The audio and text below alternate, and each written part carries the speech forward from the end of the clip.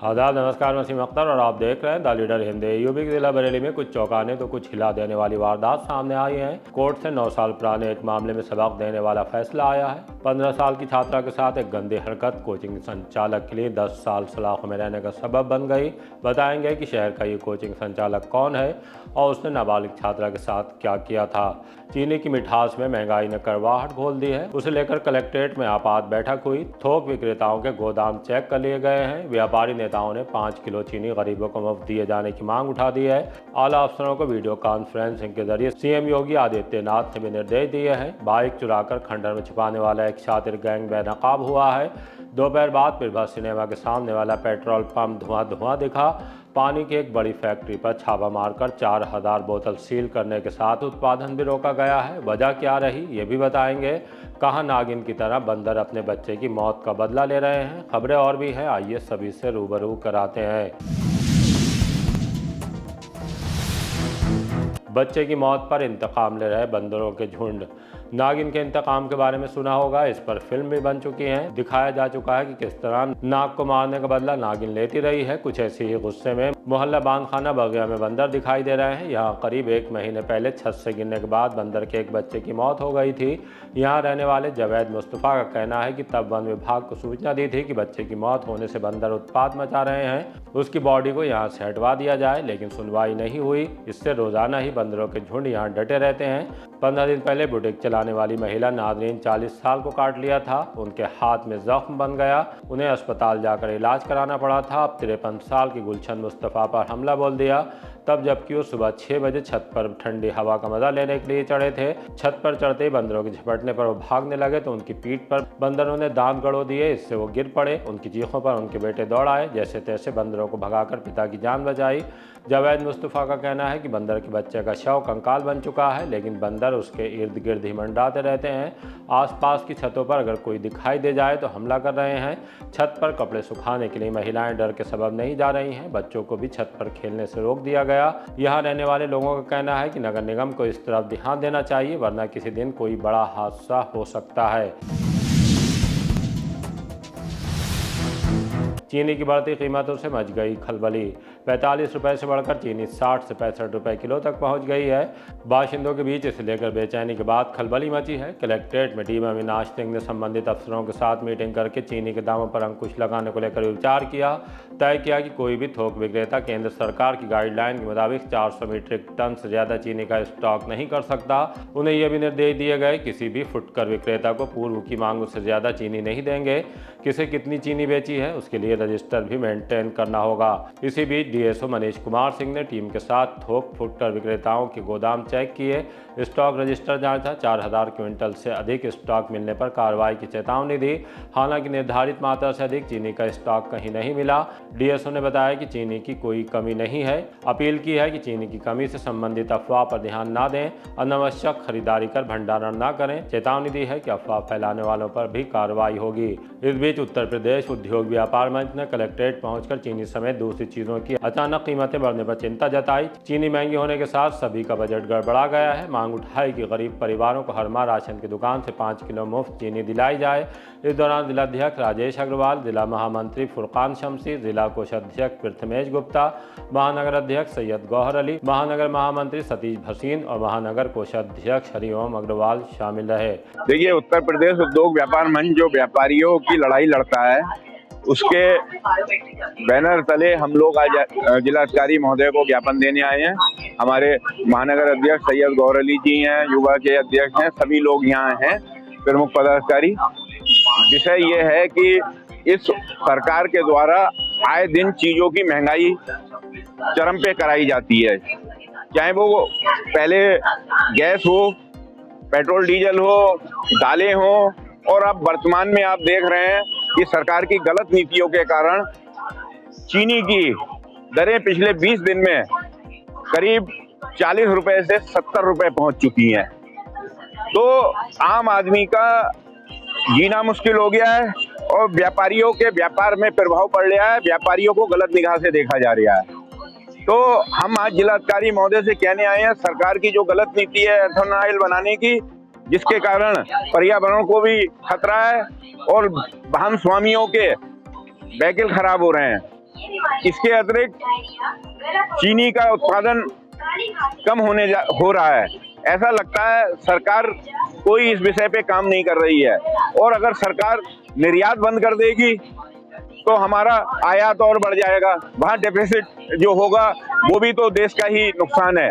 कहने का मतलब सरकार पे कोई नीति नहीं है, जब जो मन में आया वो निर्णय ले लिया, आमजन इससे प्रभावित होता है उनकी गलत नीतियों के कारण। इसीलिए ये सब प्रमुख पदाधिकारी व्यापार मंडल के बरसात के बावजूद जिलाधिकारी महोदय को ज्ञापन देने आए हैं। पानी की बड़ी फैक्ट्री पर छापा, 3,915 बोतलें सीज। फरीदपुर में खाद्य सुरक्षा एवं औषधि प्रशासन की टीम ने पैक्ड ड्रिंकिंग वाटर की निर्माण इकाई पर छापा मारा है। आयुक्त खाद्य सुरक्षा एवं औषधि प्रशासन और डीएम के निर्देश पर सहायक आयुक्त खाद्य राहुल सिंह के नेतृत्व में लाइन पार फरीदपुर के मोहल्ला सुखदेवपुरम ससैया रोड की एमएस अनुप्रिया बेवरेज का निरीक्षण किया गया। निरीक्षण के दौरान यहां 500 से 1000 मिलीलीटर की पैक्ड ड्रिंकिंग वाटर की बोतलें बिक्री के लिए पैक की जा रही थी। विभाग का कहना है कि बोतलों के निरीक्षण में फर्जी लाइसेंस नंबर दर्ज किए जाने की बात सामने आई। इसके अलावा बोतलों पर निर्माता का पूरा पता भी दर्ज नहीं था। लेबल पर महज अनुप्रिया बेवरेज उत्तर प्रदेश बरेली लिखा गया था। खाद्य सुरक्षा टीम ने पैक्ड ड्रिंकिंग वाटर का एक नमूना जांच के लिए भर लिया है, जिसे फूड एनालिस्ट के पास जांच को भेजा जा रहा है। यहाँ 3,915 बोतलों को सीज कर दिया गया। इनकी कीमत करीब 48,060 रुपए बताई गई है। सीज की गई बोतलों को खाद्य कारोबारकर्ता की सुपुर्दगी में दे दिया गया है। साथ ही पैक्ड पानी भरने वाली मशीन के नोजल को सील कर दिया है, ताकि निर्माण इकाई में आगे पानी की पैकिंग न की जा सके। 15 साल की लड़की के मामले में 10 साल की कैद। थाना प्रेमनगर के चेतराम फाटक गुलाब नगर में 15 साल की छात्रा ट्यूशन पढ़ने के लिए जाती थी। एक दिन कोचिंग संचालक दीपक अभय सक्सेना ने काम पूरा कराने के बहाने से उसे रोक लिया। बाकी छात्र छात्राओं की कोचिंग से चले जाने पर अकेली छात्रा के साथ जबरदस्ती की। उसके बाद उसे डराया धमकाया गया। एक दिन तबीयत खराब होने पर जब उसे डॉक्टर के पास ले जाया गया तो साफ हुआ कि वो प्रेग्नेंट है। तब घर वालों को उसने पूरी बात बता दी। मामला पुलिस तक गया। चार्जशीट दाखिल करने के बाद ट्रायल शुरू हुआ। अभियोजन ने इस मामले में 8 गवाह पेश किए। पॉक्सो कोर्ट 1 ने दोषित पाकर 10 साल कैद और 15,000 के हर्जाने से दंडित किया है। एक दूसरे मामले में धारा 506 के तहत 1 साल की सजा सुनाई गई। ये थाना सिरौली से संबंधित गैंगस्टर एक्ट का है। महेंद्र और नंदन को संगठित गिरोह बनाकर लूट, डकैती और हत्या जैसे अपराधों के जरिए अवैध धन अर्जित करने के आरोप में गिरफ्तार किया गया था। एडीजी 5th कोर्ट ने दोनों अभियुक्तों को गैंगस्टर एक्ट की धारा 2-3 के तहत 3-3 साल कैद और 5-5 हजार रुपए के अर्थदंड की सजा सुनाई। पुलिस ने ऑपरेशन कन्विक्शन के तहत दोनों मामलों में प्रभावी पैरवी की। पार कर रहे थे ट्रैक, आ गई ट्रेन, किसान की मौत। थाना फतेहगंज पूर्वी क्षेत्र के गांव हरेली में रहने वाले 52 साल के महेंद्र पाल की ट्रेन की चपेट में आने से मौत हो गई। वो गांव से कुछ दूर अलीपुर में किसी काम से गए थे। इसी दौरान रेलवे ट्रैक पार करते समय ट्रेन की चपेट में आ गए। हादसे की सूचना मिलने पर पुलिस मौके पर पहुंची और शव को कब्जे में लेने के बाद पोस्टमार्टम के लिए भेज दिया। महेंद्र पाल खेतीबाड़ी कर परिवार का पालन पोषण करते थे। मृतक के बेटे सुमित ने पोस्टमार्टम हाउस पर बताया कि पिताजी की मौत से सभी सदमे में हैं। सुमित हरेली, पिताजी रेलवे ट्रैक क्रॉस कर रहे थे, तभी चपेट में आके उनकी मौत हो गई। कहाँ की घटना है ये? हरेली अलीपुर गांव के पास की घटना है? गांव से थोड़ा दूर है, 100 मीटर लगभग। क्या करने गए थे? मुझे तो पता नहीं, मैं तो कंपनी में था। जब मुझे घर से फोन गया तब मुझे पता लगा कि पापा की डेथ हो गई है। क्या करते थे पिताजी आप? किसानी का काम करते, फार्मर का। सैलून के शीशे पर कोनी मारने से रोका तो तोड़फोड़। थाना बारदारी के इलाके हजियापुर से सैलून में तोड़फोड़, युवक पर चाकू से हमला करने का मामला सामने आया है। मोहम्मद अनीस का कहना है कि 20 अगस्त को वह अपनी सैलून की दुकान पर काम कर रहा था। इसी दौरान शुएब, फैसल और मोहसिन पहुंचे और सैलून के शीशे पर कोनी मारने लगे। विरोध करने पर उसके साथ गाली गलौज शुरू कर दी और उसके मुंह पर ईंट मार दी। अनीस ने अपने भाई को आवाज़ देकर बुलाया। इल्ज़ाम है कि तीनों युवकों ने सैलून में तोड़फोड़ की। उन्होंने सुल्तान रज़ा के मुंह पर छुरी से हमला कर दिया, जिससे वो लहूलुहान हो गया। शोर सुनकर आसपास के लोग मौके पर पहुंचे और दोनों को बचाया। पुलिस ने मुकदमा दर्ज करके कार्रवाई शुरू कर दी है। जहर खुरानों ने सैटेलाइट पर लूटकर बेहोश किया। बदायूं जिले के सहसवान कस्बे में रहने वाले 20 साल के विमल जहर खुरानी का शिकार हो गए। उनकी मौसी कमलेश ने जानकारी देते हुए जिला अस्पताल में बताया कि विमल हरिद्वार में काम करता है। सुबह वह हरिद्वार से घर आने के लिए निकला था। सैटेलाइट बस स्टैंड के पास जहर खुरानों ने उसे नशीला पदार्थ खिला दिया, जिससे वह बेहोश हो गया। जहर खुरानों ने उसकी जेब से नकदी, सोने का लॉकेट और जरूरी कागजात निकाल लिए। उसे बेहोशी की हालत में छोड़कर फरार हो गए। पुलिस ने बेहोश विमल को एम्बुलेंस की मदद से जिला अस्पताल में भर्ती कराया है। पुलिस ने उसके परिजनों और रिश्तेदारों को घटना की जानकारी दी। कमलेश, कहाँ रहती हो? हम बरेली रहते हैं, रिश्तेदार हमारे जे क्या हुआ था इनको? इनके लूट लाटी कर ली, पैसा भी निकाल लो, सोने को तभी जी निकाल ली। हरिद्वार से आ रहे जी लोग, क्या करते थे अभी? जी गोलगप्पा बेच रहे। अब जी शाम को रात में लूट लो, रात में तो आए जी लोग, रात में यही कर ले आ रहे, तभी लूटा इन्हें। पैसे से भी लूटे? पैसे लूटे और सोने का ताबीज इनका वो भी लूट लिया और पैसा घटना ये? जी कल की है शाम कहाँ के रहने वाले हैं? जिस आसमान के। लॉन मालिक और बेटे पर पुलिस करेगी कार्रवाई। 3 तलाक से जुड़े मामले में किला पुलिस ने मुकदमा पहले ही दर्ज कर लिया था। इसमें ब्लू मून लॉन के मालिक तस्लीम रजा खान और उनके बेटे इमरान रजा खान समेत पूरे कुनबे को नामजद किया गया है। सीबीगंज थाने के इलाके में रहने वाली बहू ने संगीन इल्जाम लगाए हैं। उसके लिए वो प्रेस कॉन्फ्रेंस भी कर चुकी हैं। इस मामले को लेकर एसपी सिटी मानुष पारिक ने भी स्थिति साफ की है। क्या कहा है, आइए सुनवाते हैं। आलिया डॉटर ऑफ साजिद हुसैन निवासी ग्राम बिठौलिया थाना सीबीगंज द्वारा अपने पति इमरान रजा खान व 6 अन्य ससुराल जनों के विरुद्ध दहेज उत्पीड़न, मारपीट, जान से मारने की धमकी देना आदि और अपने पति के खिलाफ 3 तलाक देने के संबंध में एक तहरीर दी गई। प्राप्त तहरीर के अनुसार सुसंगत धाराओं में मुकदमा संख्या 289/26 पंजीकृत किया गया है। जो प्रार्थनी है आलिया वह उसके पति इमरान रजा खान, इन दोनों ने आपसी सहमति से मई 2026 में निकाह किया था। इस प्रकरण में जो तहरीर प्राप्त हुई है उसके आधार पर मुकदमा पंजीकृत किया गया है। आगे की विधिक कार्रवाई प्रचलित है। प्रेम विवाह के बाद अब सताया जान जाने का डर। वो दोनों एक ही मोहल्ले के रहने वाले और सजातीय हैं, लेकिन फिर भी घर वाले शादी को तैयार नहीं हुए। तब दोनों ने घर से भागकर विवाह कर लिया। दोनों बालिग हैं, लेकिन डर रहे हैं कि कहीं उनका अहित ना हो जाए। इसके लिए उन्होंने वर्दी देकर सुरक्षा की मांग की है। सानिया का कहना है कि उसके घर वाले समीर कुमार को धमकियां दे रहे हैं। मीडिया से बातचीत करते हुए दोनों ने ये भी जानकारी दी कि वो सोशल मीडिया के जरिए एक दूसरे के करीब आए और फिर विवाह कर लिया। कितने वर्षों से आप लोग प्यार करते हो? कई वर्षों से। कहाँ तक पढ़ी आप? 12th। क्या नाम है इस लड़के का? समीर। दोनों पास में, अलग अलग दूर के हैं? मतलब एक ही मोहल्ले में रहते हैं, पास में ही है। अब क्या चाहेंगे आप? मैं इनसे शादी करना चाहती हूँ। हमारे कागज तैयार हैं, एसएसपी के पास हमने सुरक्षा के लिए बोल दिया है। हमने कोर्ट में कागज लगा दिए हैं, फाइल तैयार है पूरी। आपके परिवार वाले राजी हैं? मेरे परिवार वाले राजी नहीं है। क्या कर रहे हैं? वो धमकी देते हैं मारने की। कौन कौन धमकी दे रहे हैं? मेरी मम्मी और चाचा, मेरे भाई क्या कर रहे हैं? बोलते हैं मार देंगे जी। एक ही बिरादरी है। कैसे प्यार हुआ आप व्हाट्सएप पर बात करते थे और मैसेंजर पर बात करते थे।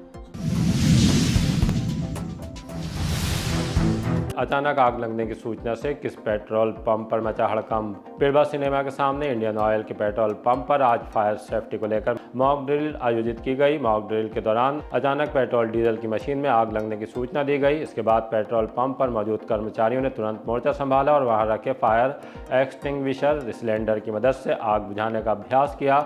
मॉक ड्रिल का मकसद पेट्रोल पंप कर्मचारियों को आग लगने जैसी आपात स्थिति में तत्काल और सुरक्षित तरीके से कार्रवाई करने के लिए तैयार करना था। इस दौरान अग्निशमन विभाग से संबंधित कर्मचारियों ने भी पेट्रोल पंप के कर्मचारियों को फायर सेफ्टी और आपात स्थिति में बरती जाने वाली सावधानियों के बारे में जानकारी दी। हालांकि अचानक पेट्रोल पंप पर आग बुझाने की गतिविधियां देखकर वहां से गुजर रहे राहगीरों में भी कुछ देर के लिए हड़कंप मचा रहा।